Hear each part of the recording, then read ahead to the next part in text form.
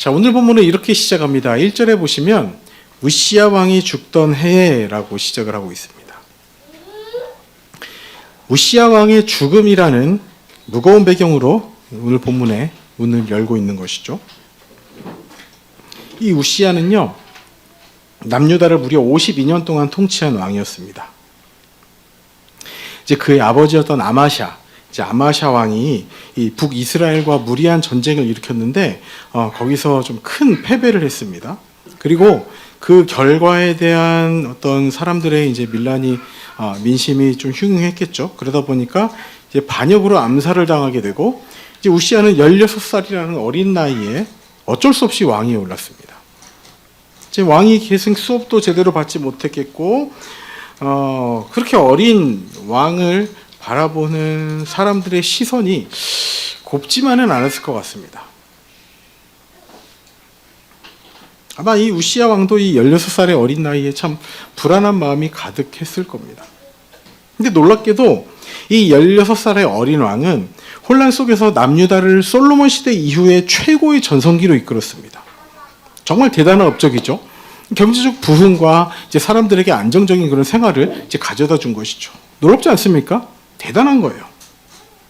그런데 더 놀라운 일이 여기서 벌어집니다. 우리 역대하 26장 16절 말씀 우리 함께 보도록 하겠습니다. 읽어볼게요. 시작.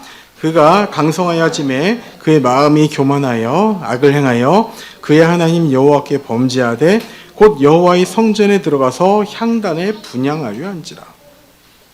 자, 우시야는요, 나라가 강성해지자 어떻게 했다고 얘기하고 있어요? 교만하여져서 악을 행하였다고 기록하고 있습니다. 그 악이 무엇인가 하니 제사장만 들어갈 수 있는 성소에 억지로 들어가서 자신이 분향하려 했다는 거예요. 이것이 어떤 의미입니까? 하나님께서 우리에게 주신 질서가 있습니다. 그 권위가 있는데 그 권위를 넘어서서 올라가겠다는 그 교만이고, 그것을 하나님께서는 악을 행했다고 기록하고 있는 거예요. 자, 19절 말씀 이어서 보도록 하겠습니다. 우시야가 손으로 향로를 잡고 분향하려 하다가 화를 내니, 왜냐니까 제사장들이 옆에서 이제 말렸습니다. 그렇게 하시면 안 됩니다. 하나님께서 허락하시지 않으니다 라고 했더니 그가 제사장에게 화를 낼 때에 이제 화를 낸 거예요. 네가 뭐라고 나를 말리는 거냐? 그랬겠죠. 자, 여호와의 전안 향단 곁 제사장들 앞에서 그의 이마에 나병이 생긴지라. 지금 말로 한센병이 생긴 겁니다. 옛날 말로 문둥병이 생긴 거예요. 만류하는 제사장들에게 화를 내고 고집을 피우다가 결국 이 한센병이 걸린 겁니다. 자, 한센병이 걸리면 어떻게 됩니까? 율법에 땅나서 철저히 격리돼야 되는 거예요. 그래서 이 우시야는 그 별궁에서 외롭게 살다가 비참하게 생을 맞이하게 됐습니다. 자, 그렇기 때문에 이 본문의 1절에 우시야 왕이 죽던 해라는 짧은 구절은 단순히 시간적인 시대적인 배경을 의미하는 것이 아니라 우리에게 어떤 중요한 시사점을 던져주고 있는 거예요. 자, 여러분, 이사야 1장부터 5장까지의 말씀을 큐티로 하셨잖아요. 좀 답답하고 좀 그 마음에 계속 혼나지라는 그런 마음이 드셨을 거예요. 이 1장부터 5장까지의 내용을 간단히 요약해드리면 이렇습니다. 하나님은요, 이러셨어요. 소나 나귀도 주인을 아는데 내 백성들은 나를 거역했다고 탄식을 하셨습니다. 예배를 드리러 오지만 그것은 역겨운 예배라고 말씀을 하세요. 경제적으로는 풍요로웠지만 교만과 우상숭배로 이어졌다라고 말씀하십니다. 지도자들의 부패를 질책하십니다. 그래서 결국에 화를 선포하시는데 탐욕, 방탕, 교만, 불의, 거짓을 일삼는 백성들을 향하여 화를 선포하시는 거예요. 화 있을진저라며 하시면서 6가지 화를 백성들에게 선포하신 겁니다. 즉 우시야 왕이 죽던 해라는 이 6장 1절의 시작은요, 유다 백성들의 영적인 현주소를 알려주고 있는 겁니다. 유다 백성들의 모습이 1장부터 5장까지 선지자를 통하여 선포했던 것처럼 지금 우시야가 가고 있는 길을 똑같이 걸어가고 있다라고 전해주고 있는 거예요. 즉 죽는 길인지도 모르고 하나님이 주신 그 질서 안에서 사는 것이 아니라 그 권위를 무시한 채 하나님 위에 올라서 그 죽는 길을 자처해서 걸어가고 있는 모습이 남유다 백성들의 모습이라는 겁니다. 자, 이렇게 캄캄한 때에 이사야 선지자가 성전으로 들어갑니다. 그리고 그곳에서 놀라운 환상을 보게 되는 것이 오늘 본문인 거예요. 자, 이 환상을 통해서 우리에게 주시는 은혜가 무엇인지를 우리 함께 고민을 해 보도록 하겠습니다. 자, 첫 번째 메시지는 이겁니다. 함께 읽어보겠습니다. 시작. 진짜 왕을 만나면 철저히 무너진다. 진짜 왕을 만나면 철저히 무너진다는 거예요. 자, 우리 1절 말씀, 우리 앞부분만 제가 언급해 드렸는데 우리 다 같이 한 목소리로 함께 읽어보도록 하겠습니다. 1절입니다. 오늘 보면 1절이에요. 시작. 우시야 왕이 죽던 해에 내가 본즉 주께서 자, 우시야 왕이 죽던 해에 내가 본즉, 이사야가 본 겁니다. 주께서 높이 들린 보좌에 앉으셨는데 그의 옷자락은 성전에 가득하여. 여러분, 이 한 구절 안에 두 개의 보좌가 완벽하게 대조를 이루고 있습니다. 하나는 52년 만에 비어버린 하나님 위에 올라서려 했다가 죽어버린 땅의 왕좌입니다. 지금 비어있죠. 그리고 다른 하나는 이사야가 성전에서 바라본 하늘의 보좌예요. 여러분, 이 고대 중동에서는요, 이 왕의 옷자락의 길이는 그 통치권과 권위를 상징했습니다. 지금 1절 끝부분에 그의 옷자락은 성전에 가득했다라고 기록하고 있는데, 그러니까 그 당시 왕들은 이렇게 옷이 길게 펼쳐져 있으면 그것이 권위였던 것이죠. 하나님의 옷자락이 성전에 빈틈없이 가득 찼다는 것은 하나님의 통치와 주권이 완벽하게 미치고 있다는 사실을 보여주고 있는 거예요.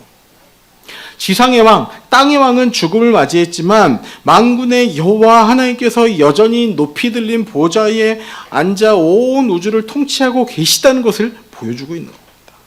그래서 2절부터 4절까지는 그 하나님의 보좌의 그 압도적인 영광스러움을 보여주고 있어요.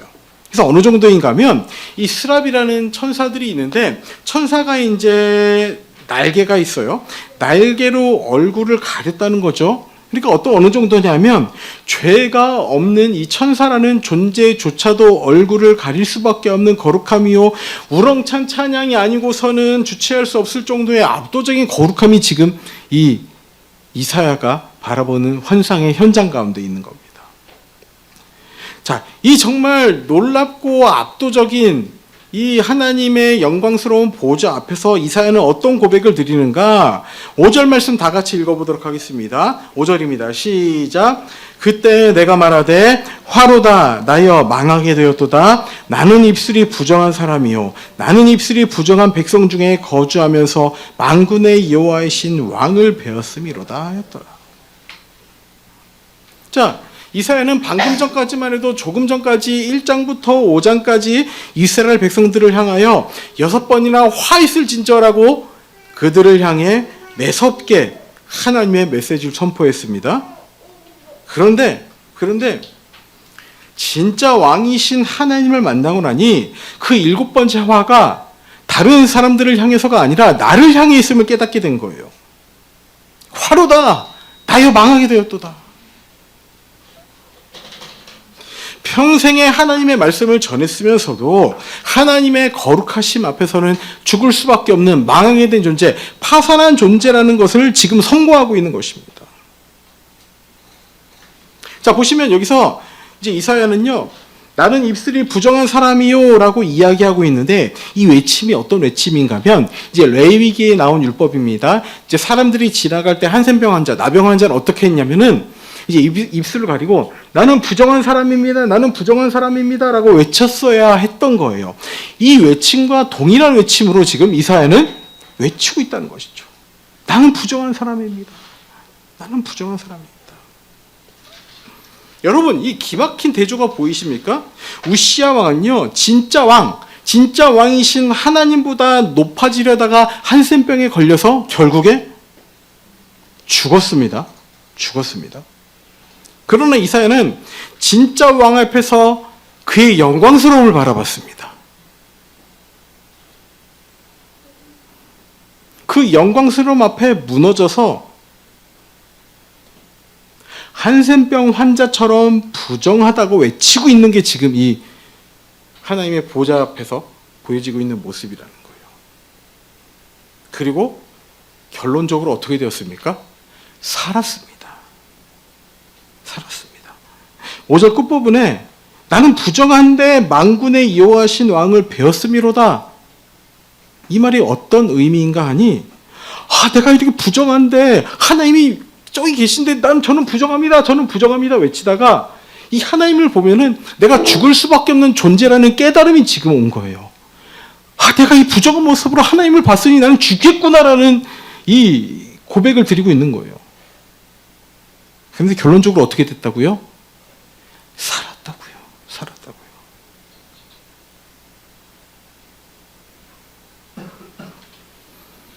그래서 하나님께서는 이 명확한 대조를 통하여서 정확한 길을 보여주고 계신 겁니다. 어떤 정확한 길? 우리가 하나님 앞에 어떤 모습으로 서야 하는지를 보여주고 있다는 거예요. 지금 유다 백성들의 가장 시급한 문제가 무엇이며 그 문제는 어떻게 해결해야 하는지를 이사야를 통해서 보여주고 계시다는 거예요. 그래서 결론이 무엇인가? 결론이 무엇인가? 하나님의 보좌 앞에서 우리는 화로다. 내가 망하게 되었도다라는 고백을 드려야 한다는 것입니다. 그것을 조금 더 적나라한 표현으로 말씀드리자면 우린 무너져야 되는 거예요. 무너져야 되는 거예요. 즉, 잘 무너져야 됩니다, 여러분. 우리는요, 인생이 무너지는 것을 두려워합니다. 내 체면이 구겨지는 것을 견디지를 못합니다. 어떻게든 괜찮은 척, 거룩한 척 포장하여 살아갑니다.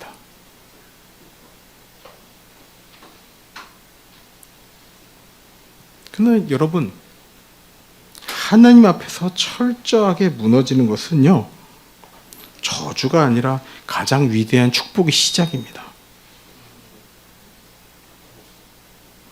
여러분, 무너지는 거 참 힘듭니다. 그렇죠? 그렇죠. 견디기 힘듭니다. 어렵습니다. 여러분, 이 무너짐의 미래가 있는 거예요. 우리 자녀를 생각해 보겠습니다. 자녀를 혼내는 것은요, 자녀가 올바르게 바뀌기를 바라는 마음 때문에 혼내는 겁니다. 너 이것을 잘못했어라고 명확하게 지적을 하는 것이 부모의 마땅한 도리이자 마음인 거예요. 한번 생각해 보세요, 여러분. 전능자이신 하나님께서 그냥 다 없애버리시면 그만입니다. 그러나 그 하나님의 사랑으로 우리에게 일말의 가능성을 보시고서는 돌이키길 바라는 그 마음을 담아서 혼내고 계신 거예요. 그 혼내시는 하나님 앞에 우리는 철저하게 무너져야 됩니다. 자, 한번 고민해 봅시다. 자, 이사야 1장부터 5장까지 여러분 정말 이거 계속 혼내는데 이거 어떻게 해야 되라는 그 마음 계속 드셨겠지만, 그렇게 1장부터 5장까지 이어진 하나님의 책망과 진노와 화이슬 진저 화의 선포를 들은 백성들은 어떻게 반응했을 것 같습니까? 여러분, 백성들이 어떻게 됐을 것 같아요? 어떻게 반응했을 것 같아요? 너희들의 모습이 이렇다. 너희도 그렇게 하면 안 된다라는 하나님의 메시지에, 아니 소도 자신의 주인을 아는데 너희들은 모른다라는 그 좀 안타까운 하나님의 그 메시지에 백성들이 어떻게 반응했을 것 같습니까? 어떻게 했을 것 같아요? 내가 정말 그랬구나. 그러면 안 되는데 회개하겠다라고 그렇게 나왔을 것 같습니까? 아니라는 거예요. 나중에 살펴보면 아시겠지만 이들의 반응을 네 글자로 요약하면 어쩌라고 해요. 어쩌라고? 내 이야기는 아닌데라고 반응했다는 거예요.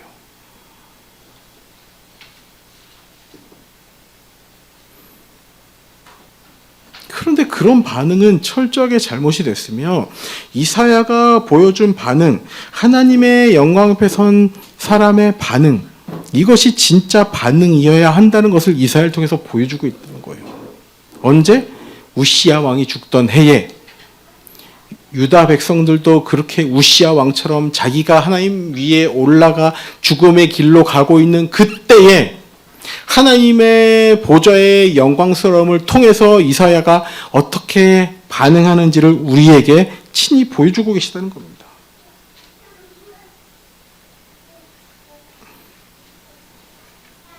그래서 여러분, 우리가요, 예배를 드리면서 하나님의 말씀을 보면서 어떻게 할 수 없는 나의 교만과 위선과 제 죄가 하나님 앞에 밝히 드러나 무너지는 경험을 하셨으면 좋겠습니다. 다시요. 우리가 예배를 드리면서 말씀을 보면서 어떻게 할 수 없는 나의 교만과 위선과 죄가 하나님 앞에 밝히 까발려져서 무너지는 경험을 하셨으면 좋겠는 거예요. 매주는 아니어도 매번은 아니어도 하나님의 임재 앞에 선 이사야의 경험이 우리에게도 정말로 경험되었으면 좋겠습니다. 여러분, 그런 의미에서 정리해보면요, 예배는요 나를 무너뜨리기 위해서 드리는 겁니다. 아멘이십니까? 하나님의 말씀을 보는 이유는요 나를 무너뜨리기 위해서 보는 겁니다. 교양을 쌓기 위해서가 아니라, 해야 돼서 하는 것이 아니라 나를 무너뜨리기 위함인 거예요. 여러분, 우리 예배 전에 계속 기도할 때마다 드리는 말씀입니다. 예배는요, 내가 운전해서 대중교통으로 내 발걸음으로 여기까지 왔다 해서 내가 온 것이 아니라는 사실을 기억하셔야 됩니다. 예배는요, 하나님께서 우리를 예배의 자리로 불러주셨기 때문에 드릴 수 있는 거예요. 거룩하신 하나님 앞에 누가 능히 설 수 있겠습니까? 하나님께서 우리를 불러주셨기 때문에 우리가 예배를 드릴 수 있다는 겁니다. 여러분이 만난 사람 중에서 가장 높은 사람이 누구셨습니까? 어떤 회사의 회장님을 만난다면 여러분이 만나고 싶다고 만날 수 있습니까? 그거 마찬가지인 거예요. 비서실을 통해서 예약을 하고 내가 어떤 사람인지 다 조회를 하고, 그리고 나서 그것이 다 통과된 이후에야 몇 날 며칠 몇 월 몇 시에 어디로 오시오라는 통보를 받고서 그제서야 그 회장을 만날 수 있는 거예요. 시간도 내가, 장소도 내가 마음대로 정할 수 없는 게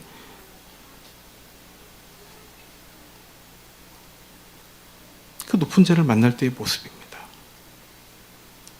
하나님을 만난다면 오죽하겠습니까? 우리 예배 시간은요, 우리가 정한 것이 아닙니다. 우리가 예배 자리에 온 것은요, 우리가 온 것이 아닙니다. 모든 것은 하나님께서 우리를 불러주셨기 때문에 우리가 이 자리에 있을 수 있는 것입니다. 아멘이십니까?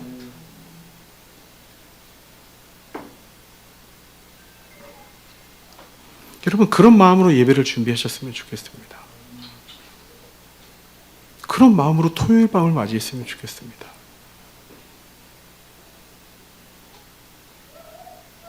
그런 두렵고 떨리는 마음으로 우리가 예배에 임했으면 좋겠습니다.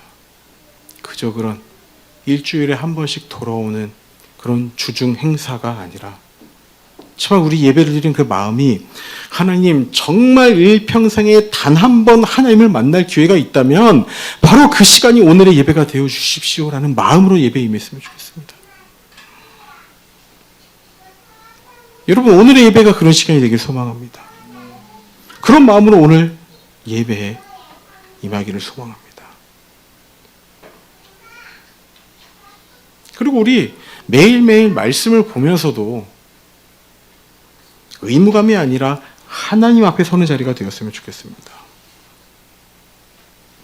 아까 유다 백성들이 그 이사야 선지자의 메시지를 들으면서 분명히 어쩌라고 이렇게 반응을 했습니다. 근데 여러분, 우리가 말씀 보면서도 그냥 쓱 한번 보고서 이거 나누면 되겠다 하고서 이렇게 적고서 그냥 끝낼 때가 있지 않습니까? 우리 귀한 성도님들, 큐티는요, 하나님 앞에 무너지는 자리입니다. 말씀을 통해서 우리가 무너지는 자리입니다. 아멘이십니까? 여러분 한동안 잘 해오시다가 요즘 뜸한 분들이 계세요.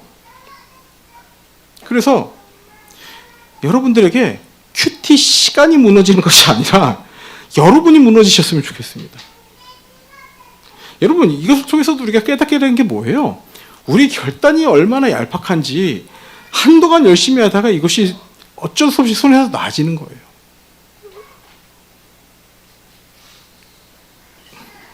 그 우리의 연약한 본성을 뒤로 하고 오직 하나님의 말씀 앞에 내가 무너지기를 바라는 그 갈망으로 하루하루 말씀을 대했으면 좋겠습니다.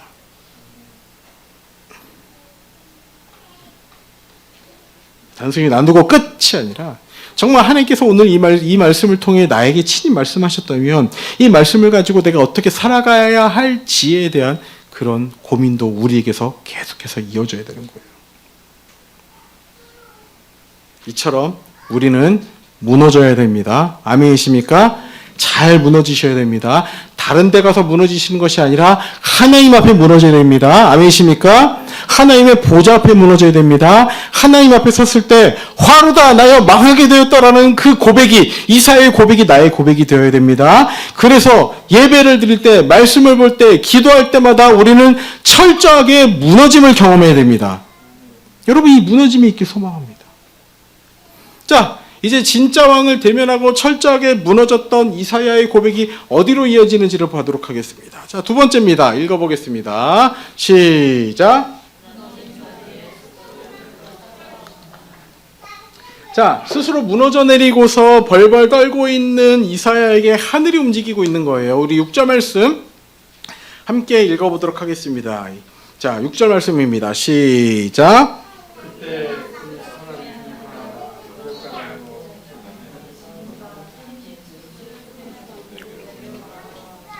자, 이사야가 나는 망했습니다. 화로다 나여 망하게 되었다라는 고백을 드리고 있는데 그 무너짐의 고백 가운데 스랍 중에 하나가 천사가 불타는 숯을 가지고 와서 그에게 날아왔습니다. 자, 그런데 이 천사가 6절을 보시면 이 숯불을 어디에서 가져왔습니까? 바베큐장에서 가져왔습니까? 어디서 가져왔어요? 제단에서 가져왔어요. 제단에서. 여러분, 이 숯불이 제단에서 왔다는 사실을 잘 기억하셔야 됩니다. 제단이 어떤 것입니까? 재물을 죽이거나 태우는 자리입니다.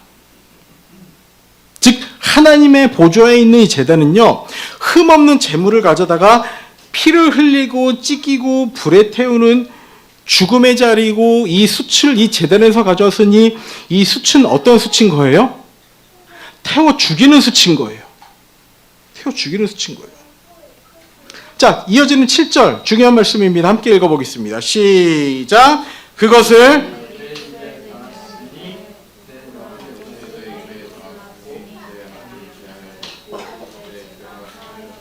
여러분 방금 이 숯이 어떤 숯이라고 말씀드렸어요? 태워 죽이는 숯이라고 말씀드렸습니다. 제단에서 재물을 태워 죽이기 위해 있는 숯을 가져왔는데 제단의 숯이 나에게 닿았으면 나는 어떻게 돼야 되는 거예요? 죽어야 되는 거예요. 죽어야 되는 거예요. 죄가 있으니 대가를 치러야 하고 죽어야 되는 것이 마땅한데 죽음이 아니라 어떤 선포가 이어지고 있습니까? 죄가 사해져 살았다는 선포가 이어지고 있습니다. 왜 그렇습니까? 왜 그렇습니까? 이 제단이 어떤 제단입니까? 하나님의 보좌에 있는 이 제단은 우리를 대신하여 흠없는 어린 양 예수 그리스도께서 이미 피를 흘리고 찢긴 죽음의 자리이기 때문입니다. 이사야의 썩어 문드러진 입술이 정결하게 된 이유는 예수 그리스도께서 제단에서 우리를 대신하여 죽음을 당하시고 그 대신에 나 죽고 너 살아라 말씀하시면서 우리를 살리셨기 때문에 이사야의 입술에 숯불이 닿았음에도 살게 되었다는 거예요. 즉 제단의 불은요 이사야를 죽이는 심판의 불이 되어야 했지만 예수님 덕분에 그를 살리는 은혜와 정결의 불이 되었다는 거예요. 여러분 이 은혜가 우리에게 있기를 원합니다. 내가 망하고 무너진 자리에 정말 하나님 앞에 무너진 자리에 예수 그리스도의 보혈이 나에게 임하길 소망합니다. 근데 이때 하나님의 음성이 들리는 거예요. 8절 말씀입니다. 8절 시작. 내가 또 들으니 주께서 이르시되 내가 누구를 보내며 누가 우리를 위하여 살펴왔으니 그때 내가 이에 자, 하나님의 음성이 들립니다. 내가 누구를 보내며 누가 우리를 위하여 갈꼬 했더니 그때 이사야가 이렇게 대답합니다. 내가 여기 있나이다. 나를 보내셔서. 그래서 우리는요, 이 찬양을 결단을 촉구할 때 많이 합니다. 어때요? 주님 내가 여기 있사오니 나를 보내소서. 2절 가서 뭐예요? 나를 써주소서. 가진 것 모두 다 주께 드리오니. 여러분, 가진 것 모두 다 주께 드리오니 주 받으시옵소서라는 찬양을 우리의 입술로 고백할 때가 많다는 거 여러분 기억하셔야 돼요.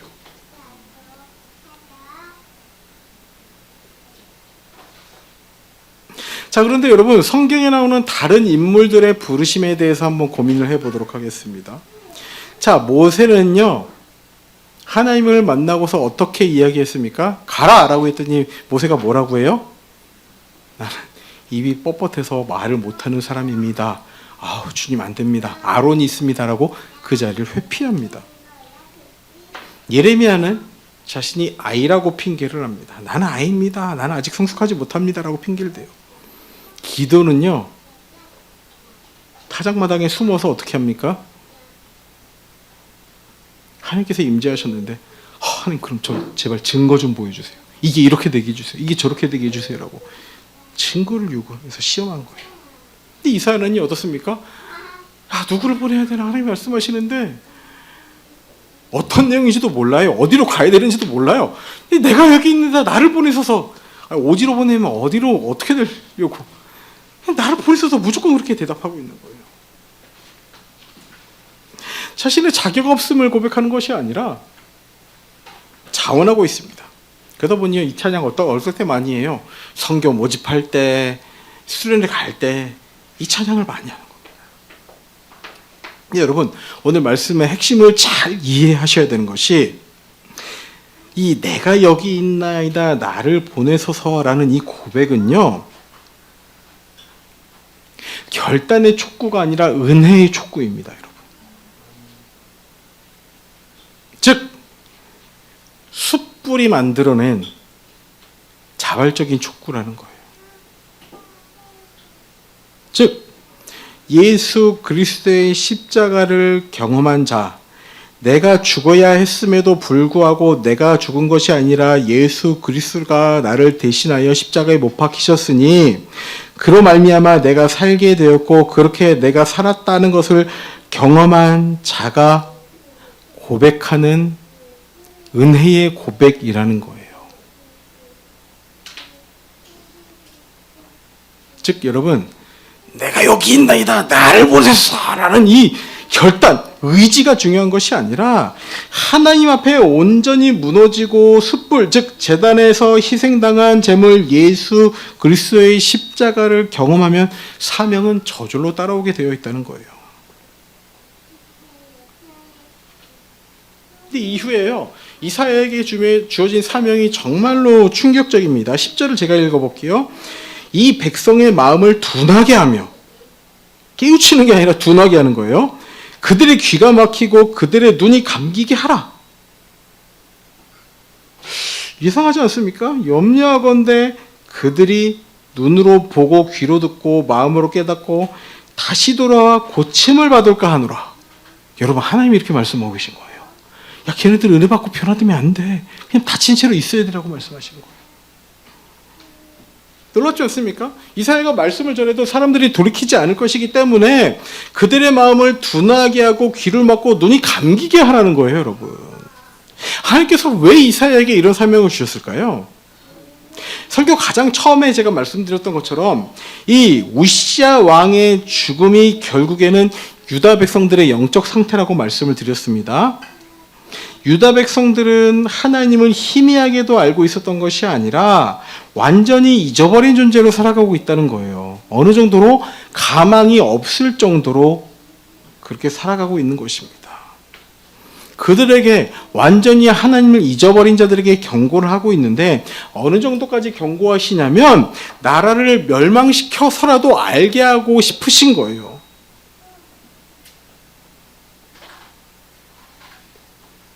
하나님을 알고자 하는 열망이 없는 자, 하나님을 모르는 자, 하나님을 완전히 잊어버린 자에게 임하는 하나님의 명령이 얼마나 엄중한지를 우리는 깨달아야 되는 겁니다.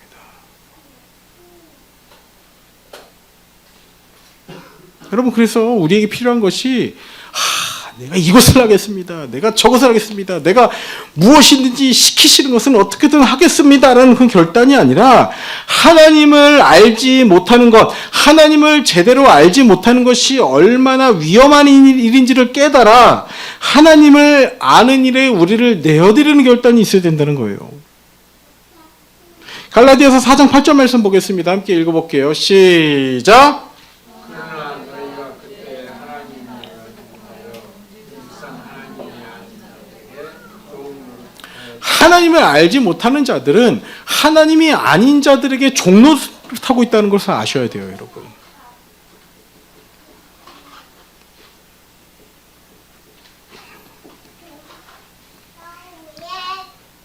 요즘 보니까요, 6월달보다 지금 우울감이 많으신 분들이 늘어난 것 같아요. 왜 6월달부터 우울한 사람들이 많을까? 날씨가 더워서 그럴까요? 아니면 비가 많이 와서 이 습한 기운에 사람들이 좀 지쳐서 그럴까요? 보니까요, 삼전 하이닉스 주식이 너무 떨어져서 사람들이 우울해하고 있는 거예요. 한번 생각해 보세요, 여러분. 하나님의 위로의 말씀에 힘이 되고 경고의 말씀에 깜짝 놀라 정신을 차리는 것이 아니라 한 회사의 주가에 따라서 우리의 기분이 좋았다 나빴다 하면 여러분 조금 이렇게 과장까지는 아니지만 조금 더 우리의 마음을 좀 깊이 살펴보면 주식이 하나님 아닌가요, 여러분? 과연 우리는 진짜 왕을 누구로 모시고 살아가고 있는가에 대해서 고민이 필요하다는 거예요.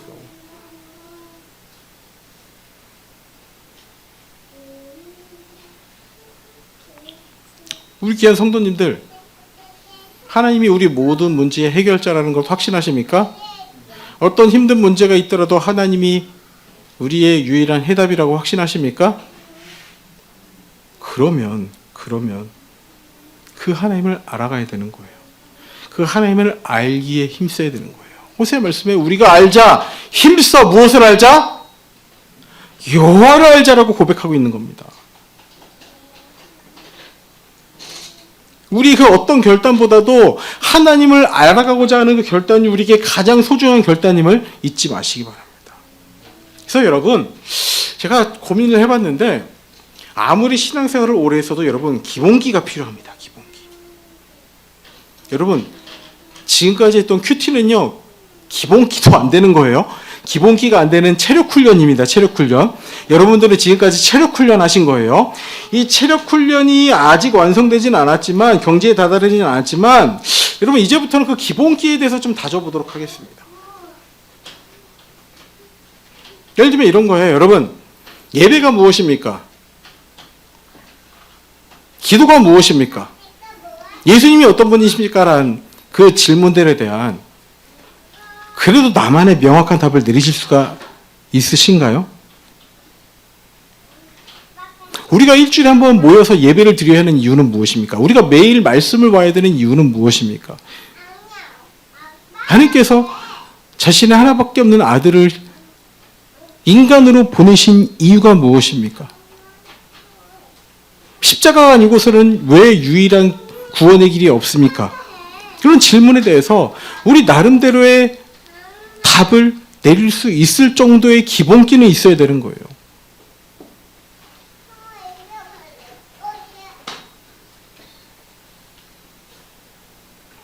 이 기본기 훈련을 좀 하도록 하겠습니다. 그런데 기본기 훈련을 하다가 체력이 무너진다. 그러니까 무엇인가를 하다가 큐티를 놓는다. 그러면 기본기 훈련을 멈추겠습니다. 가장 중요한 것은 매일매일 말씀의 자리로 나아가는 체력 훈련이에요.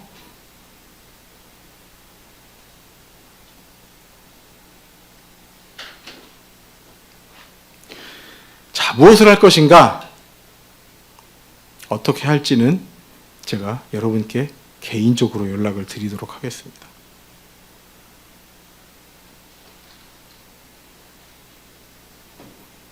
오늘 말씀이 좀 이렇게 투영돼가지고 부모의 말을 들어도 깨닫지 못하는 어린 자녀의 모습이 바로 하나님 앞에서의 우리의 모습임을 여러분 기억하셔야 됩니다. 여러분. 말씀을 마무리하도록 하겠습니다. 여러분, 오늘 말씀의 마지막 구절에요, 우리가 무너져도 우리가 끝이 아닌 이유에 대해서 기록이 되어 있습니다. 우리 13절 말씀 함께 읽어보도록 하겠습니다. 13절입니다. 시작.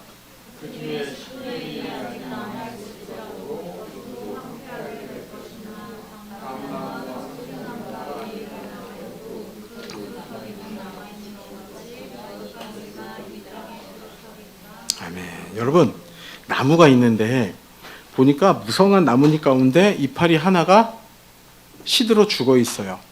그런데 여러분 어떻게 합니까? 어떻게 해요? 이파리 하나를 어떻게 해요? 떼내죠. 이파리 하나가 시들어 죽었네? 나무 뿌리를 뽑아버립니까? 아니죠. 여러분, 조금 더해서 가지가 여러 개 있는데 이 가지에 있는 이파리들이 전부 시들었어요. 그럼 어떻게 합니까? 가지를 꺾어버립니다. 왜요? 그래야 생명력 있는 새로운 가지가 거기서 나올 수 있기 때문입니다. 그런 거예요. 마치 죽음의 심판처럼 보이는 자리라 할지라도 그것은 썩은 가지를 잘라내는 하나님의 수술 과정이었다는 거예요. 근데 오늘 말씀이 우리에게 알려주는 것이 무엇입니까? 나무가 밑동까지 잘렸을지라도 뭐는 남겨두셨어요? 뿌리는 남겨두셨습니다. 그루터기 남겨두셨습니다. 그 잘린 밑동 그루터기가 바로 뭐라고 말씀하세요? 거룩한 씨라고 말씀하시는 거예요. 여러분, 뿌리가 남아있는 이상 생명이 그대로 남겨져 있습니다. 아멘이십니까? 밑동이 잘리는 고통이 나에게 있는 것 같을지라도 뿌리가 있으면 우리는 다시금 살아날 수 있습니다. 아멘이십니까? 그래서 오늘 여러분 두 가지를 기억하셔야 됩니다. 이제 본론 첫 번째가 두 번째 정리하겠습니다. 첫 번째, 뭐라고 말씀드렸죠? 잘 무너져야 됩니다. 하나님 앞에 무너져야 됩니다. 우리의 예배, 말씀의 자리를 통해서 우리는 계속해서 무너져야 되는 거예요. 즉 예배, 말씀의 자리는 우리를 무너뜨리는 자리라는 사실을 기억하시기 바랍니다. 두 번째, 여러분 숯불이요, 우리를 죽이기 위해서가 아니라 숯불로 살리신다고 말씀드렸습니다. 그래서 새로운 사명이 주어지는데 이 사명은 나의 정말 결단, 무엇인가를 해내고자 하는 결단이 아니라 하나님을 제대로 알 때 깨달아진다고 말씀을 드렸습니다. 그래야지 하나님의 보좌가 보이고 하나님의 영광의 충만함이 보이게 된다는 거예요. 혹시 지금 의지하고 있던 모든 것들로부터 무너짐을 경험하고 계십니까? 인생이 밑동까지 댕강 잘려나간 것 같은 그런 상실과 고뇌의 시간을 지내고 계십니까? 우리 귀한 성도님들 명심하시기 바랍니다. 신앙은요, 무성함의 문제가 아니라 뿌리의 문제입니다. 하나님은 우리에게 얼마나 잎이 무성한지를 묻지 않으시고 모든 것이 무너지는 순간에도 하나님께 뿌리 박혀 있으면 그곳에서 새로운 출발하게 하신다는 거예요. 다 불타버린 산이라 할지라도 뿌리가 살아있으면 거기서 새로운 생명이 돋아납니다. 겨울에 잎사귀가 없더라도 십자가의 은혜로 이어진 그리스도라는 뿌리는 결코 뽑히지 않는다는 사실을 잊지 마시기 바랍니다. 그 뿌리 대신 예수 그리스도의 은혜 깊이 잠기길 소망합니다. 하나님을 더욱 알아가기를 힘쓰는, 그래서 하나님께서 나를 위해 어떤 놀라운 일을 행하셨는지, 그래서 그 앞에 철저히 무너질 때 나에게 주시는 사명과 소명이 무엇인지를 깨달아 알아가는 우리가 되기를 진심으로 소망합니다. 여러분, 그것을 위해서 우리는 힘써 여호와를 알아야 합니다. 이 귀한 결단이 있기를 진심으로 소망합니다.